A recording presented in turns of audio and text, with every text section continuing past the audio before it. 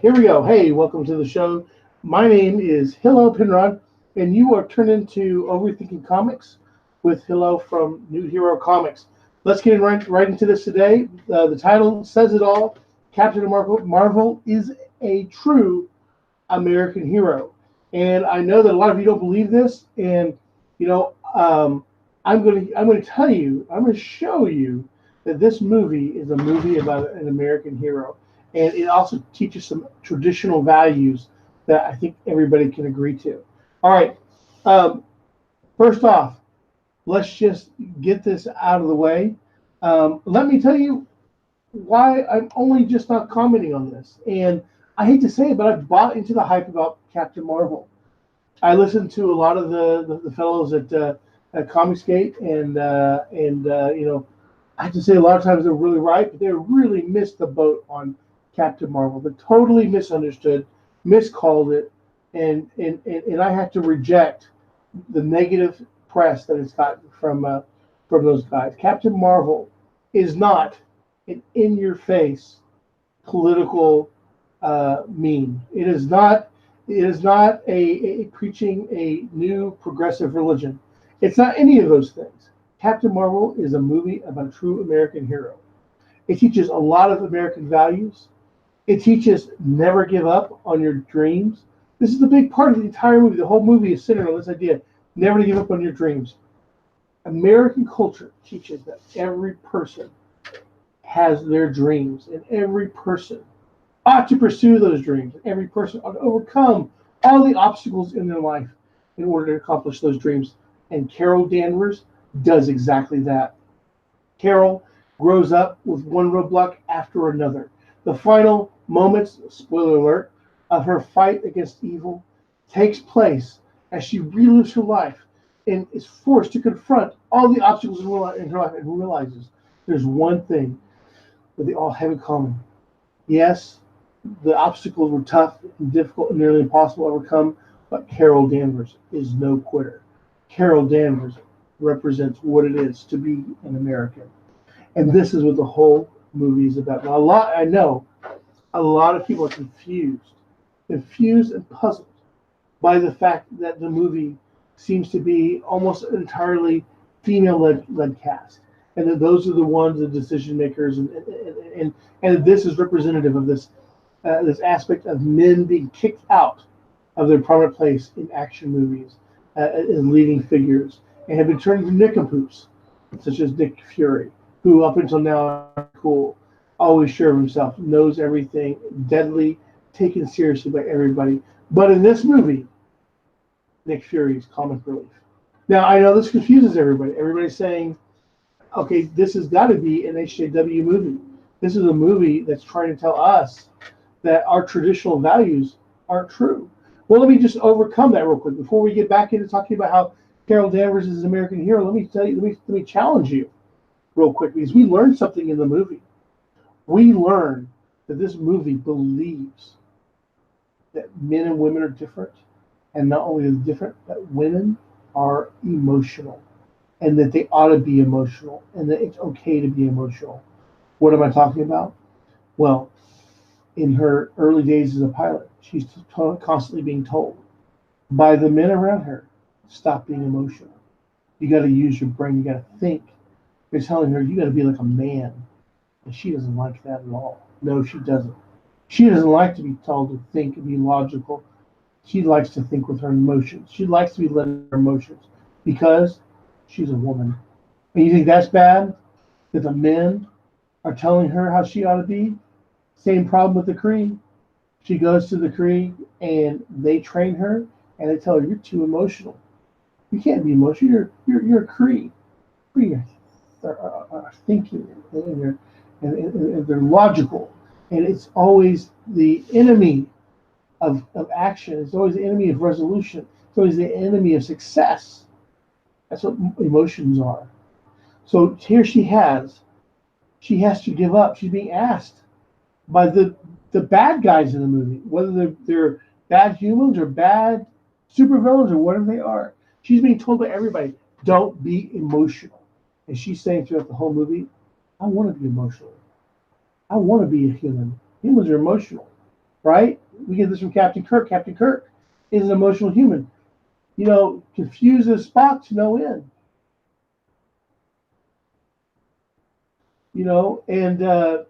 And so not so totally confuses Kirk. So I mean, confuses Spock. So Captain Kirk, represents the humanness of humans, which is emotion. And to the Kree, humans are too emotional. But you know what? On Earth, women are too emotional. And Captain Marvel saying it doesn't matter. It doesn't matter if women are emotional, because that's just the way women are. All right, so here we have it. It's not afraid. Captain Marvel, the movie, is not afraid to come out and on the side of traditional male and female roles, right? It's not afraid to come out and say, hey, the American dream, the ability to dream and accomplish your dreams, that's a value, right? This is the story of an American hero here, Captain Marvel, right? There's even traditional family values that people would think that they would throw in a some sort of gay theme in here, but there's not a gay theme in here. There's her friend. Her friend has a daughter, and she sometimes helps out as as a friend. She's Aunt Carol, right? Helps raise the kid, right? She's not. We don't know what happened. We don't know what happened to the girl's father. He could have died. We're never told anything. So Captain Marvel is the entire movie is about how she is going to overcome all the obstacles in her way, so she can do the right thing. And that's the thing, is that ultimately she's trying to do the right thing.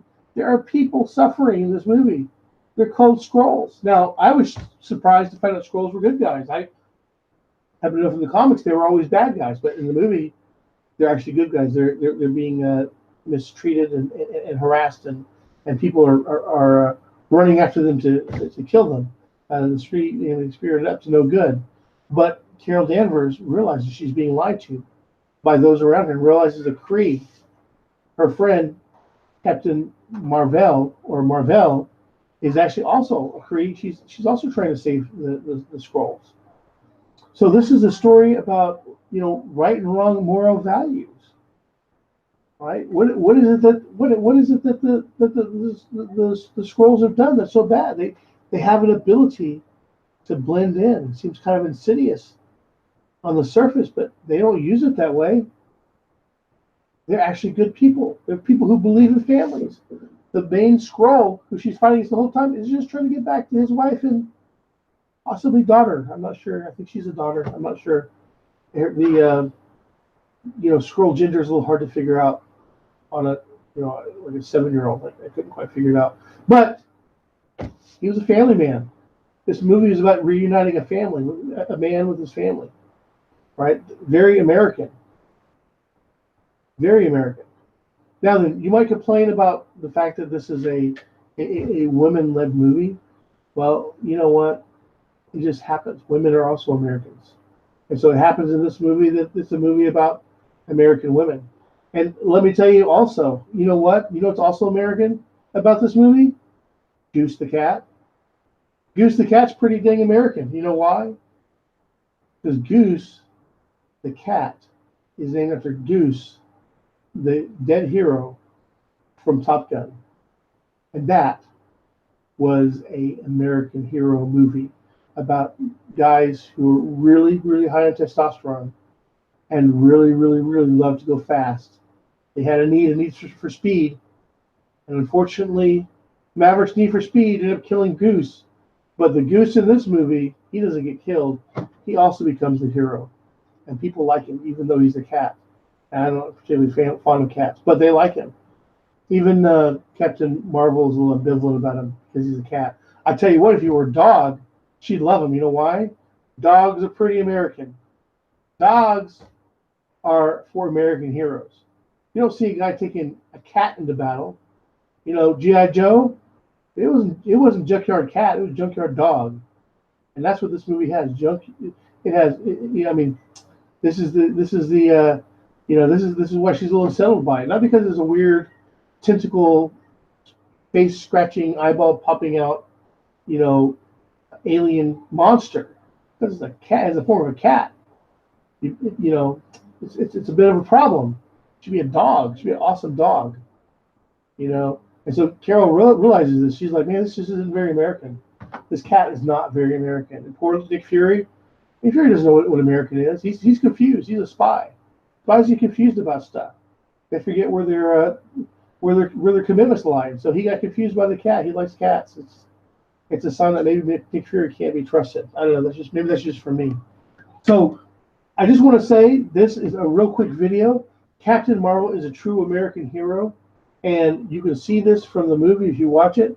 I watched this movie. I didn't find any of the problems that a lot of people had with it. I thought it was an awesome, awesome movie, and I loved it. Let my wife and I saw it together as a date night. Showed it to my daughter.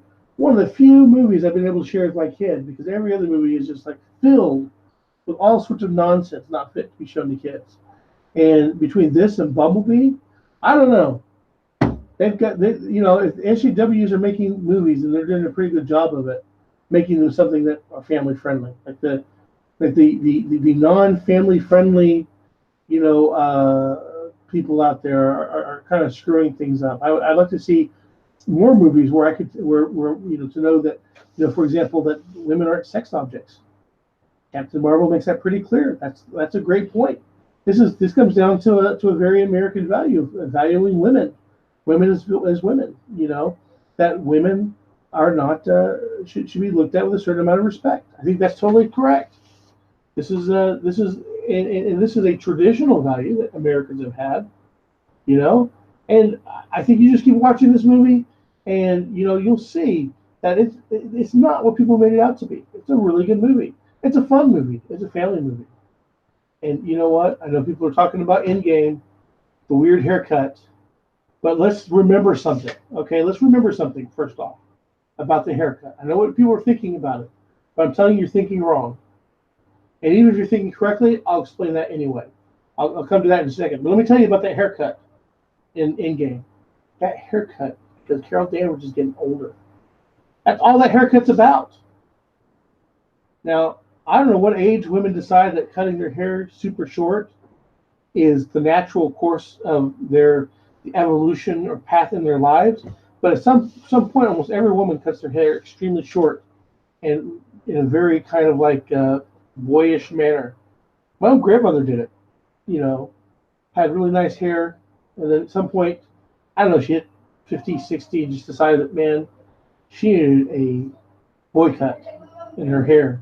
And that's what she did. And nothing to imply about grandma there. She just wanted that haircut. And Carol Danvers at this point, remember, her original adventures is taking place in the 90s, where she's something like in her 30s, I suppose. If you do the math, I think she's about 30. And you take that, she's in her 30s, plus it's over 20 years later. And, she's getting close to 60 at this point. So Carol Danvers is getting up there. She's in her 50s, hitting 60. She doesn't look it because she's got pre-blood. Makes her age much slower, but she's close. She's zoning in on 60, and I can tell you, things happen. The way you look at the world happens, and you know what happens to women? They hit a certain age, they cut their hair in a weird way. And that's exactly what Carol Danvers did. She gave herself a weird haircut. And it has nothing to do with what you're thinking it is. And if it is what you're thinking it has to do with, let's just review here a little bit that Carol Danvers was kidnapped by the Kree.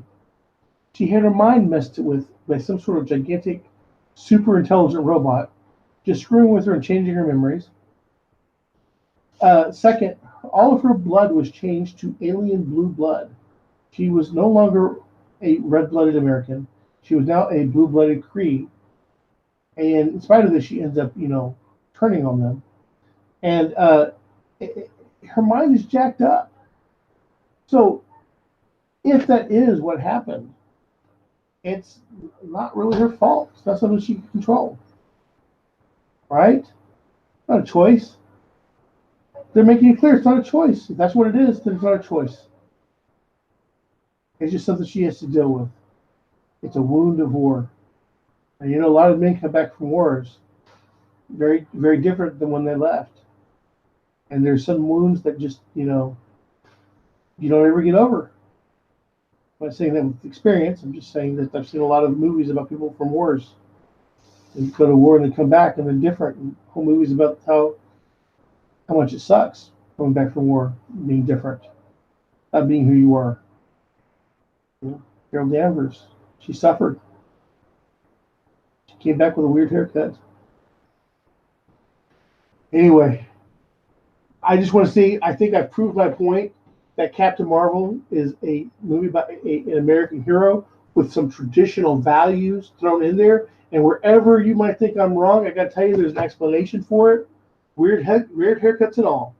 All right, this has been Overthinking Comics with Hillel and on New Hero Comics. And any comments you have, I'd love to hear about them from you. Type them in the comments below. Be sure to subscribe if you'd like to hear more Overthinking Comics episodes. Hit the bell, like, and share this video. I appreciate everyone taking the time to listen to this. Have a great rest of the day, and I will talk to you all soon.